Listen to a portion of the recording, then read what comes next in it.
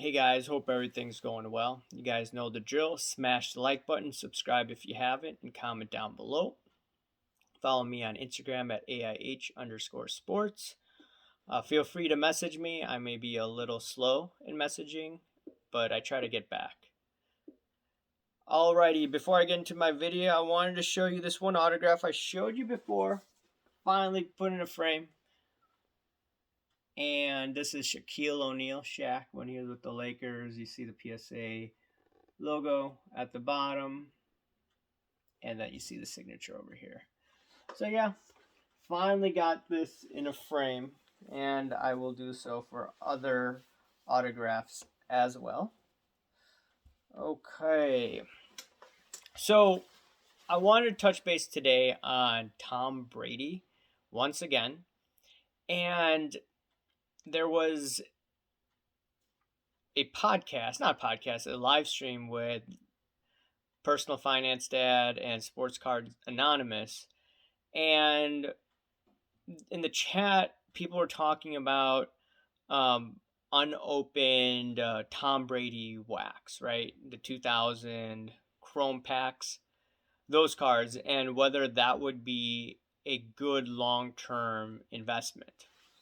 Now, I have a few of them, and over a long period of time, I'm not talking about for a flip. This is just a long-term perspective. I believe this is going to be a decent rate of return in investment. It's not going to be like last year where cards went up from $1,000 to like all the way to $20,000 or something crazy like that. No, I'm not looking at that.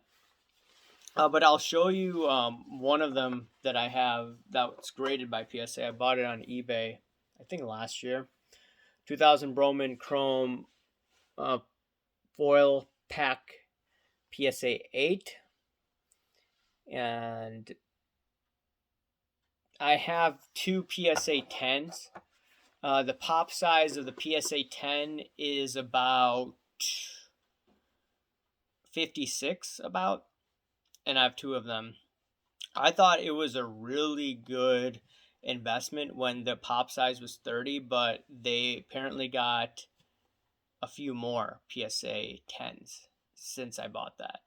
One I bought closer to $1,100 from my memory, and one I bought last December actually, before the before the Buccaneers were doing well. I got it for about $600. And you saw a lot of cards like this for Brady, right? I just have it here. Those cards graded PSA 8 were like $600. Like I said, now it's like $1,500. You've seen an appreciation as Brady won another Super Bowl.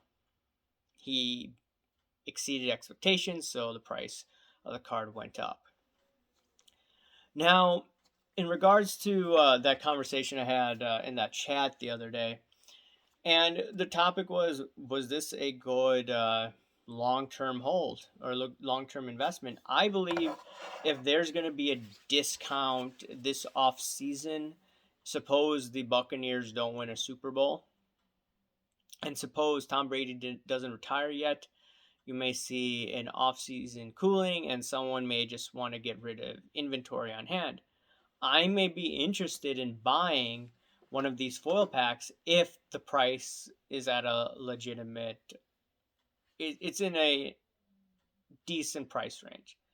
If it's selling at $600, $700, I'm not going to buy. I think I bought this maybe a little too high, but it's $382. Some may say that's pricey, but I like looking at patterns. I'm all about pattern recognition. And Tom Brady is the GOAT in football. And who is the GOAT in our lifetime in basketball? It's MJ. And if you look at the 1986 Fleer wax pack, the PSA 8, if you look at some recent sales, I just saw on PSA's website. If anyone has recent data, let me know, but this is what I just saw today. Selling for about $3,800. Now, that is the most iconic wax pack out there, despite the high population. But regardless, it's $3,800. Okay, and if you look at what was happening during the Last Dance documentary, those wax packs went substantially higher. And I did have an unopened wax pack. I bought it on eBay last year, about 500 some bucks. And I sent a PSA. PSA stated that it doesn't look authentic. Well, that doesn't necessarily mean that. I've read online if PSA cannot guarantee 100% authenticity, they don't grade it at all. And if you look at the population size of the wax packs that are graded, I couldn't believe it. It was about 1,000 unopened wax packs. So they had in their mind 100% without a shadow of a doubt that those were authentic. And going back to this Jordan wax pack, when I sold it on eBay, I let the buyer know. I put in a description that, hey, PSA didn't grade this. It seems authentic in my eyes. And if they wanted to buy it, they're more than welcome to buy it. And I had no reason to believe that it was, a fake. I looked at it properly. And the guy that I bought it from, he told me that he sold another one and another person got a PSA 7. And the pack that I had looked pretty nice. So it is what it is. I still got my money back. And the buyer, he was willing to take the risk. And I disclosed it. Now, going back to the Tom Brady hobby pack over here. So the population size of all of these graded right now, and there's obviously going to be more coming back from PSA, but it's 156. That's right, 156. And the thing is, no one is looking at this. And going back to what I said about the Jordan wax packs, it's about $3,000. So 10, 15 years from now, when Brady's retired, when these become more scarce, because remember, some people that have big pockets, they're just going to take these foil packs. They're going to try to open it to find a chrome refractor, which is extremely rare. The total amount of graded chrome refractors is about, I don't know, 130. I regret not spending $7,000 a few years back and buying a chrome refractor PSA 7, which now probably I could get $50,000 for. I thought it was an insane gamble, but guess what? I should have made that bet. Regardless, I can't change the past. But I can look at what can I do to potentially find a good investment. And I believe it's right in front of me over here. Right? I have 2 PSA 10s, I have 1 PSA 8. If the price goes down in the offseason, I'm going to buy. And from what I'm gathering at, there isn't too much enthusiasm for these foil packs. And the population size is low. And I expect PSA to be harsh when it comes to grading these. And they probably won't grade a lot as they're doing with the wax packs, because that's how PSA is. So I'm just going to definitely put this on my radar. And then on the other hand, going back to this regular card, 236, I saw on PSA's website, it's about, what, $4,000 in population size. The Chrome version is about 3,300.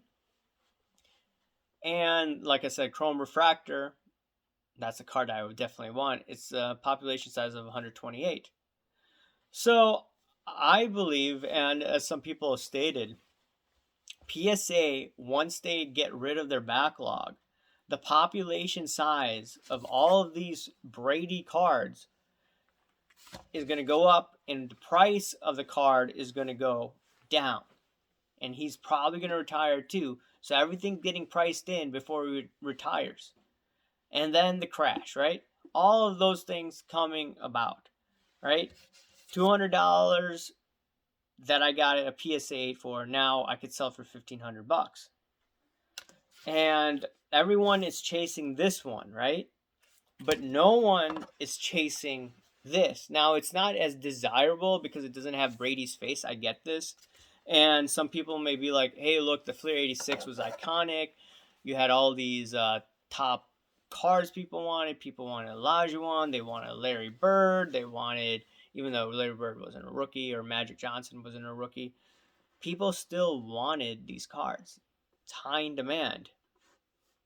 But people may be like, who's in the 2000 class that's a Hall of Famer? Only person that I could think of is Brian Urlacher of the Bears. But is this guy going to be culturally relevant after he made some comments on Instagram last year? After the whole Jacob Blake situation? Whatever your opinion is on regarding that, the Bears issued a statement after Brian Urlacher made a comment on this. So I don't think the Bears are going to be inviting Urlacher that much now, regardless of whatever your political leanings are. It's just, we know how uptight our society is these days. So I'm just looking at it, seeing not too much enthusiasm for this, for these foil packs, and I believe that this will be a good investment. Now, I did see someone selling a PSA 8 for close to $700 and with an offer, so you could send someone an offer, but that seems a bit too pricey. But long term, I'm pretty bullish on this, regardless of a correction in a few years or not. Anyways, guys, I'm curious to see what you guys have to say. Smash the like button, subscribe if you haven't, comment down below, guys. Thank you.